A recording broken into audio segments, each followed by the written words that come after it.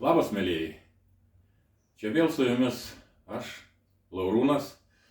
Ir šiandieną noriu jums pristatyti du CD grotuvus skirtingų gamintojų, kaip sakytumėm, bet jie yra vieno to paties Philipso gamyklos pagaminti. Belgijai. Ką mes čia turim? Apačioj matot Philipsas CD 880. Ir viršuje rašo Marantz CD 880J. Tai va. Bet čia yra tie patys abu grotuvai labai geri. Tikrai rekomenduoju, kas domitės muzika, garsu. Tikrai įspūdingai grojantis. Detalus, ryškus, aiškus. Rekomenduoju. Čia apačioje yra Philips CD80. Čia mano asmeninis, aš jį turiu jau apie 10 metų gal. Anksčiau aš jau buvau nutolęs nuo kompakt diskų ir klausydavau tik tais vinilą. Jau kažkaip tai man tas kompaktai nelabai. Aš tai turėjau Philipsą 304. Ten dar turėjau ne vieną ir nežinau, man jie netikė to garso malonumo. Ir kažkaip tai atsirado čia Lietuvoje pardavime, nebrangiai, aš skaitau, tada prieš tai laiką buvo ir aš jį nusipirkau, nes girdėjau daug labai atsiliepimų, kad tai geras, galvoju, pabandysiu, ką aš. Ir ką, nusipirkau, parsivežiau, užsidėjau kompaktą ir pilnai to žodžio prasme išsižiojau. Koks detalumas, ryškumas, aiškumas, tembrų švarumas. Tikrai žinokit. Rekomenduoju. Įsigykite, jeigu turit galimybę įsigyti ar Marantzą, ar Philipsą. Čia yra tas pats Philipso gamykla, kaip sakiau, gamintas Belgijai.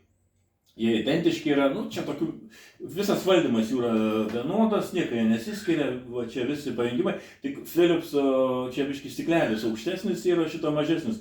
Ir pas mane matyti, čia dar žalia tokia spalva, originali, taip ir turi būti. Ir čia turėtų tai būti, bet jau yra matyti pablūkė ten iš vidaus, ar lemputė nublūkus apšvietimo, ar kas, ir nebėra to žalios spalvos, bet taip tai yra identiški tie grotuvai. Kaip sakiau, čia viršuje aš dar turiu, Marantzas yra pradarytas, dar truputį aš jums paskui parodysiu. Turi du išėjimus, vienas yra fiksuotas, kitas fiksuotas, tai ir nefiksuotas. Galit pasijungti ant seno stiprintuvo ir su to grotuvu kompaktu reguliuoti garsą. Ant stiprintuvui paduoti signalą, stipriau, mažiau. Tai yra geras dalykas, tai va. Ką jums dar čia papasakoti? Tai va.